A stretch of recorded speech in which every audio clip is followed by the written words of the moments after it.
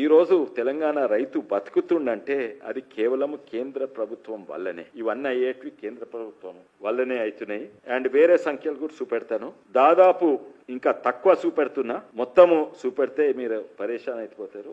ఈ రోజు ప్రతి రైతు కుటుంబానికి దాదాపు 91,000 యావరేజ్ కేంద్ర ప్రభుత్వం ద్వారా వస్తున్నాయి. ఇది 3,600 కోట్లు ఫర్టిలైజర్ సబ్సిడీ వస్తుంది. అంటే యూరియా బస్తా 2,300 2,400 ఉంటే కేవలము 300-400 ఎక్కువ కొంటున్నాయి. అంటే 85-90% సబ్సిడీ అక్కడి నుంచి వస్తున్నాయి.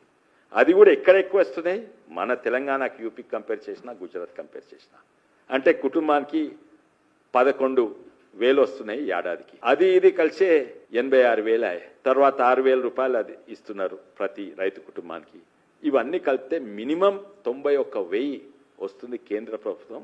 నేను రోడ్లు, ఆ లైట్ బుగ్గలు, ఎల్ఈడి లైట్ బుగ్గలు, ఇవన్నీ కూడా పంచాయత్ రాజ్కు, 4th ఫైనాన్స్ కమిషన్ అవి కాదు, ఇవి డైరెక్ట్ రైతు కుటుంబాలకు వచ్చినాయే